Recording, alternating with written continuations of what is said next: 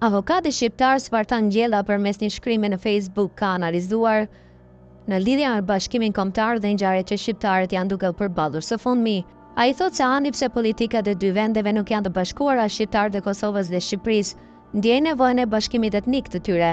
Mëtej avokati shprehet se ka ngritje të lavdërueshme të intelektualizmit shqiptar dhe kjo kuptohet se ndërkohë kjo po vjen si zhvillim arbëror edhe në Maqedoninë e Veriut dhe prandaj serbët janë hedhur në sulm anti-shqiptar.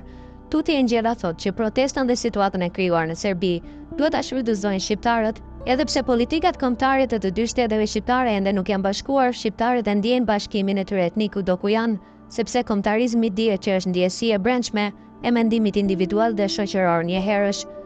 Të shohim në vitet që po vinë se si do të vijojë politika etnike, në kohën kur shqiptarët si popull në dy shtetet e pavarura tani ku apo i çon drejt bashkimit etnik, gjithmonë si frymë shqiptare dhe patriotizëm modern.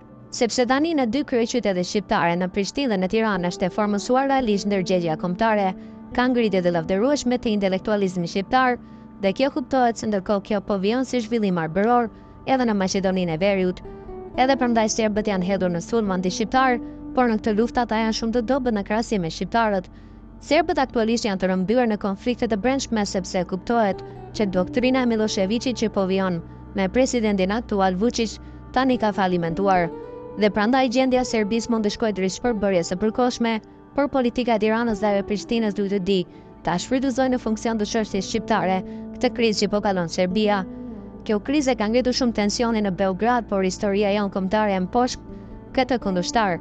Nëse të dyja qeveritë të dy shteteve shqiptare do të jenë të afta për ta kuptuar që shqiptaria është e ardhmja e gatishullit ilirik, historia e shqiptarisë do të triumfojë në gatishkullin ilirik dhe pikërisht kjo kohë drejt këtij vrulli historik po ecën. Por Tirana politike ende nuk është në nivelin që ta kuptoj se ajo duhet ketë një konceptim të ri për arbërinë moderne, e cila sot përmban brenda vetes rikrijimin modern të historisë së Shqipërisë në të dy shtetet shqiptare. E themi këtë sepse kjo forcë e re e shqiptarisë ka shqetësuar shumë edhe Athinën politike edhe Beogradin, por kjo pak rëndësi ka sepse e tillë ka qenë historia e popujve dhe shteteve në mijëra vjet. Gjithsesi me këtë çast historik ne na duhet të pyesim më shumë, vetëm duke i qendruar pyetjes son kryesore se çfarë po bëjmë ne shqiptarët sot. Shqiptarët po forcohen shumë, prandaj nuk duhet ta dëgjojnë me pesimizmin që spikat shpesh në shtyp, sepse ai është i formuluar nga kundërshtarët tanë shembullor. Gjithsesi çështja kombëtare po duket se ka mbetur te mungesa e një programi të përbashkët e elokuent për formulimin e doktrinës moderne të shqiptarisë në të dy parlamentet, edhe në Tiranë edhe në Prishtinë, dhe kjo gjendje duhet të kapërcjet sa më shpejt jetë e mundur.